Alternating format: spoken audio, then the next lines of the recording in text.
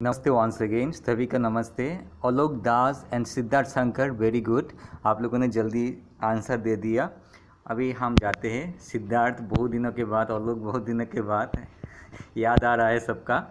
Okay, हम जाते हैं नेक्स्ट में। देखिए, on the basis of ownership के बारे में हम पढ़ेंगे। ये अभी individual, community, national and international resource के बारे में। क्लियर? तो हम उस कॉन्सेप्ट में जाते हैं। तो आप पेन पेंसिल लेकर ये लिख सकते हो, ये कंसेप्ट आपको हेल्प करेगा। पहले देखें ओनरशिप्स के लिए कितना है। On the basis of ownerships, okay, individual है, कम्युनिटी ओन्ड है, नेशनल रिसोर्सेज है, इंटरनेशनल रिसोर्सेज है। पहले हम इंडिविजुअल रिसोर्स देखते हैं। जो इंडिविजुअल सबको मालूम है, हमारा खुद का जो प्लॉट्स है, हमारा खुद का हाउसेस है, ये हमारा इंडिविजुअल है। ये हमारा पिताजी का हो सकता है, दादाजी का हो सकता है। हम जब नौकरी करेंगे तब हम ये हाउसेस और प्लॉट्स खरीद सकते। जो हम खुद खरीदते हैं वो हमारा इंडिविजुअल है। अभी आपके पास जो पेन है, पेपर है, जो आपका है, आपने खुद खरीदा है, तो वो इंडिविजुअल होगा, इंडिविजुअल रिसोर्स हो गया। कम्युनिटी रिसोर्स देखिए, community resource village Commons, village में जाते हैं, ये विलेज कॉमन्स है। कॉमन्स याद रखना, ओके। विलेज कॉमन्स में ग्रेजिंग ग्राउंड्स होता है। विलेज में क्या होता है, बहुत सारा लोगों का विलेज में, सब विलेज में स्पेशली एग्रीकल्चर के ऊपर डिपेंड होता है, प्राइमरी एक्टिविटीज़ का। तो सारा लोगों का एग्रीकल्चर फील्ड रहता है। जब एग्रीकल्चर एक्टिविटीज़ चलता है, जैसे पेडी कल्टीवेशन हो रहा है, जब पेडी कल्टीवेशन हो रहा है तो एग्रीकल्चर फील्ड में गाय भैंस नहीं जाते खाना खाने के लिए, ग्रेजिंग करने के लिए। तो एग्रीकल्चर जो प्रैक्टिस शुरू होता है तो गाय भैंस के लिए दूसरे ओर ग्रेजिंग फील्ड होता है। ये कम्युनिटी, सारा कम्युनिटी मिलकर ये ग्रेजिंग फील्ड उनका है, सारा कम्युनिटी का है। ये कभी गवर्नमेंट उनको देते हैं, कभी खुद खरीद कर एक कम्युनिटी, सभी गांव वाले वो गाय भैंस के लिए यहाँ पर ग्रेजिंग फील्ड बनाते हैं, जिसमें सारे गाय भैंस सारा उधर जाकर ग्रेजिंग करते हैं। तो उसे कहते हैं ग्रेजिंग ग्राउंड। सेकंड है ब्यूरियल ग्राउंड्स। ब्यूरियल ग्राउंड्स आप सबको मालूम है, गांव में अगर कोई मर जाता है या टाउन में कोई मर जाता है तो उसको दफनाने के लिए जो प्लेस होता है कोई मर जाने के बाद, हाँ, यस, कब्रस्थान। ये कब्रस्थान होता है ब्यूरियल ग्राउंड्स। शमशान घाट भी हो सकता है ब्यूरियल ग्राउंड्स। तो शमशान घाट, कब्रस्थान, ये कम्युनिटी ओन्ड होता है, ओके। कम्युनिटी खुद बनाते हैं उस एरिया का, सबके राजी से उस एरिया को ब्यूरियल ग्राउंड बनाते हैं। फिर होता है village ponds. Village ponds very carefully आप देखिए, पॉन्ड्स अगर होता है तो इंडिविजुअल होता है, इंडिविजुअल पॉन्ड्स भी होता है। जब पॉन्ड्स के साथ विलेज आ जाएगा, विलेज पॉन्ड, तो विलेज का एक पार्टिकुलर पॉन्ड होगा, जैसे राजस्थान में होता है जहाँ पर पानी का शॉर्टेज होता है, वाटर शॉर्टेज होता है, तो जहाँ पर पानी मिलता है वहाँ पर बड़ा सा पॉन्ड बनाया जाता है। तो विलेज का सारा जो लोग है उस पॉन्ड से पानी कलेक्ट करते हैं उनके यूज़ के लिए, डेली यूज़ के लिए, ओके। सो ये विलेज पॉन्ड्स होता है। अगर पर्सनल होता है, पर्सनल इंडिविजुअल पॉन्ड भी होता है, सिर्फ पॉन्ड लिखा जाएगा इंडिविजुअल में। फिर देखिए टाउन में और साप अर्बन में पब्लिक पार्क्स होता है, पिकनिक स्पॉट्स होता है, प्ले ग्राउंड्स होता है, ये सारा कम्युनिटी ओन्ड होता है, कम्युनिटी ओन्ड होता है, ओके। इसका एग्जांपल है। नेक्स्ट है नेशनल रिसोर्सेज। ये बहुत ही इंपॉर्टेंट है, कभी कभी बहुत सवाल पूछ लेते हैं, 1 मार्क का सवाल। National resource actually individual resource and community owned resource सब नेशनल रिसोर्स के अंडर में पड़ते हैं। नेशनल रिसोर्स में एक लीगल पावर्स होता है नेशन का, उस लीगल पावर्स यूज़ करके वो इंडिविजुअल एंड कम्युनिटी जो है उसका जो रिसोर्स है वो आपने नेशनल रिसोर्स कर सकते हैं। फॉर एग्जांपल देखिए, अगर कोई विलेज का कोई व्यक्ति का ये लैंड है, एग्रीकल्चरल लैंड है, और नेशन चाहता है उस एग्रीकल्चरल लैंड के तरफ से ये रोड जाना है, ओके, नेशनल हाईवे जाना है, तो गवर्नमेंट उस आदमी से कांटेक्ट करेगा और आदमी को बोलेगा हमें ये एरिया, ये स्पेस हमें चाहिए, ये जगह चाहिए। उसके बदले उस आदमी को क्या देंगे, उस जगह का जो रेट है, पैसा है, वो दे देंगे, नहीं तो दूसरा एक जगह एलोटेट कर देंगे।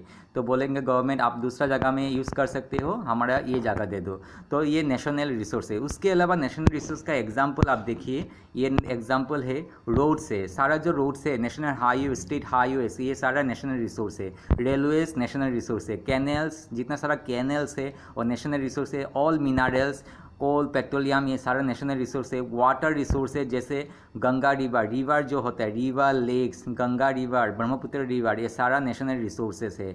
फॉरेस्ट है, नेशनल रिसोर्स। वाइल्ड लाइफ है, तो फॉरेस्ट तो आपको मालूम है, फॉरेस्ट को बहुत सारा फॉरेस्ट है, जैसे नेशनल पार्क है, काजीरंगा नेशनल पार्क, ये सारे चीज़ें नेशनल रिसोर्स में है। उसके अलावा नेशनल रिसोर्स जो लैंड बाउंड्री है, लैंड बाउंड्री के अलावा आप देख सकते हैं ये इंडिया का लैंड बाउंड्री है। लैंड बाउंड्री का जितना रिसोर्सेज है वो नेशनल रिसोर्स है। फिर वो सी बाउंड्री का है, सी टेरिटरी होता है। तो सी टेरिटरी का कितना तक नेशनल रिसोर्स होगा? सी पूरा सी तो नहीं होगा, ओके, सी तो पूरा नहीं होगा। तो इंटरनेशनल इंटरनेशनल ऑर्गेनाइजेशंस वो देते हैं, स्पेशली 12 न्यूटिकल माइल्स तक। तो यहाँ से पूरा 12 न्यूटिकल माइल्स तक इंडिया का नेशनल रिसोर्स होता है। तो 12 न्यूटिकल माइल्स। अभी न्यूटिकल माइल्स क्या होता है? सी का ऊपर व वाटर बॉडीज़ का ऊपर जो डिस्टेंस होता है उसका यूनिट है न्यूटिकल माइल्स, ओके। वहाँ देखिए 12 nautical miles equal to 22.2 kilometre. 22.2 kilometre को 12 न्यूटिकल माइल्स बोलते हैं। तो इसके समझने के लिए हम फिर से जाते हैं, एक पिक्चर हम दिखाते हैं, तो उससे आपको पूरा अच्छी तरह से मालूम होगा। क्लियर? तो ये है हमारा पिक्चर। तो ये आप देख सकते हैं, ये एक बाउंड्री दिया गया है, सी के ऊपर एक बाउंड्री ऐसे दिया गया है।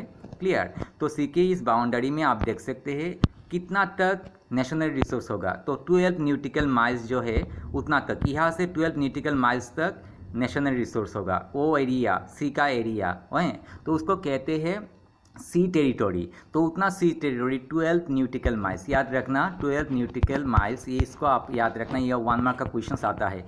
मतलब 12 न्यूटिकल माइल्स कितना किलोमीटर है? 22.2 किलोमीटर। तो ये का स्ट्रक्चर देखिए, तो आप बोलोगे सर यहाँ पर तो थोड़ा सा ज़्यादा हो गया।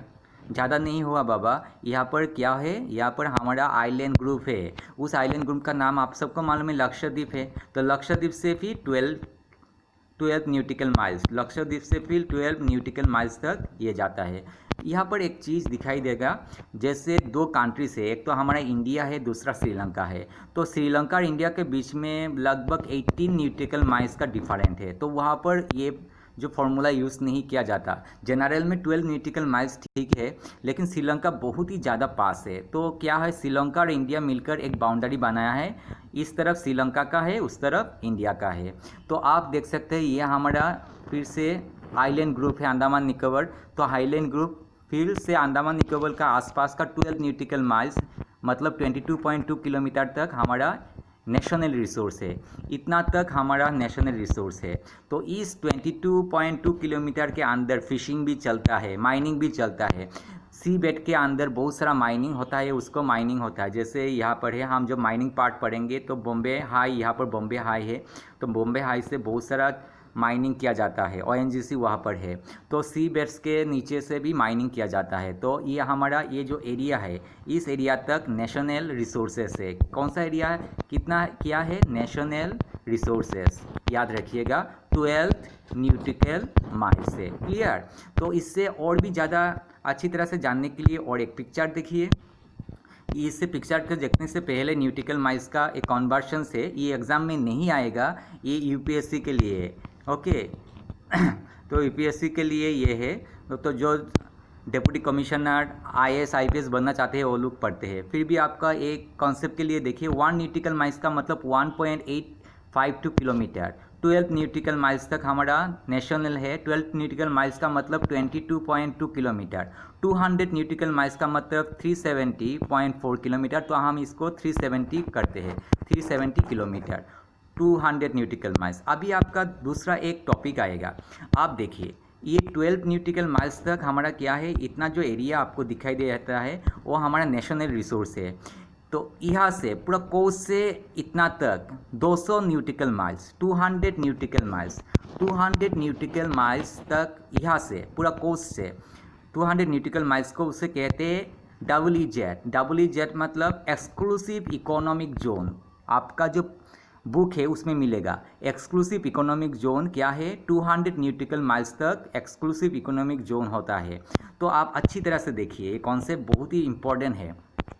एक तो 12 न्यूटिकल माइल्स हमारा नेशनल रिसोर्स है, 12 न्यूटिकल माइल्स में एक्सक्लूसिव इकोनॉमिक जोन है, इसमें आप फिशिंग भी कर सकते हैं। थोड़ा सा प्रोविजन कम होता है, फिशिंग कर सकते हैं, दूसरा इकोनॉमिक एक्टिविटीज़ कर सकते हैं। लेकिन इंडिया के जो साइंटिस्ट है यहाँ पर रिसर्च करते हैं, बहुत सारा रिसर्च एक्टिविटीज़ यहाँ पर होता है। तो इसको कहते हैं ओके WEZ।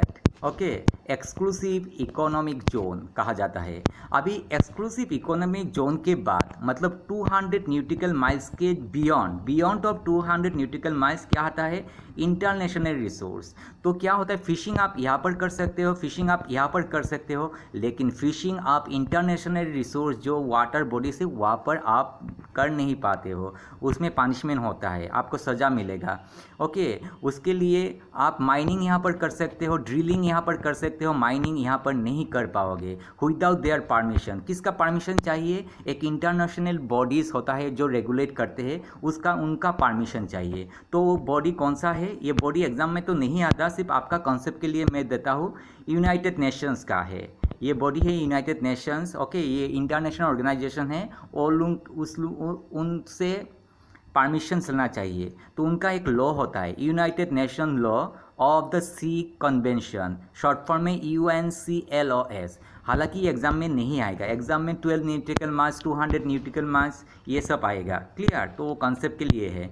तो इंटरनेशनल बाउंड्री कहाँ है, इंटरनेशनल रिसोर्स 200 न्यूटिकल माइल्स मतलब एक्सक्लूसिव इकोनॉमिक जोन के बियॉन्ड एक्सक्लूसिव इकोनॉमिक जोन के बाहर जो रिसोर्स होगा, जो वाटर रिसोर्स होगा, उसको बोलेंगे इंटरनेशनल रिसोर्स। हमारा इंडिया ने परमिशन मिला था इंडिया को कि मैंगानीज नूडल्स इंटरनेशनल रिसोर्स जहाँ पर है वहाँ से मैंगानीज नूडल्स निकालते हैं, यहाँ से मैंगानीज नूडल्स वहाँ से एक्सट्रैक्ट करते हैं। तो यह आपको समझ में आ गया होगा। क्लियर, फिर से देखो, 12 न्यूटिकल माइल्स तक क्या है हमारा नेशनल रिसोर्स।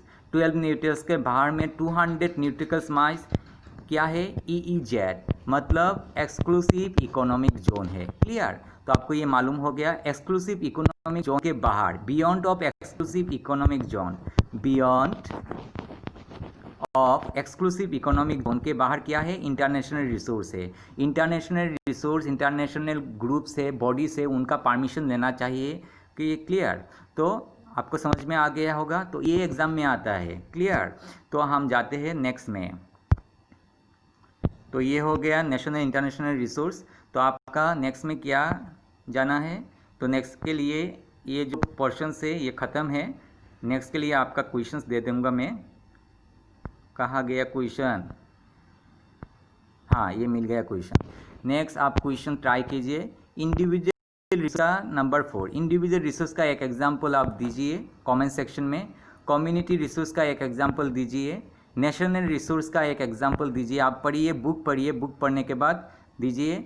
नेक्स्ट आप एग्ज़ाम नेक्स्ट देखिए, ये वेरी इंपॉर्टेंट है, ये 1 मार्क का आता है। Sea ocean territory of national resource, आप तो कितना न्यूटिकल माइल्स में है, कितना न्यूटिकल माइल्स में सी रिसोर्स होता है, और माइल्स के बाद आपको किलोमीटर भी देना पड़ेगा, कितना किलोमीटर और कितना न्यूटिकल माइल्स है। क्लियर, फिर exclusive economic zone, exclusive economic zone कितना न्यूटिकल माइल्स तक अप टू है, विस्तार है, और उसका किलोमीटर भी लिखना है, उसका कितना किलोमीटर है उसका लिखना है। ओके, अगर हमारा वीडियो अच्छा लगा है तो आप प्लीज़ वीडियो को क्या करेंगे, एक तो सब्सक्राइब कीजिएगा, वीडियो को अच्छी तरह से सब्सक्राइब कीजिए और बेल आइकन दबाना मत भूलिएगा। Thank you very much. Next video upload जल्दी होगा।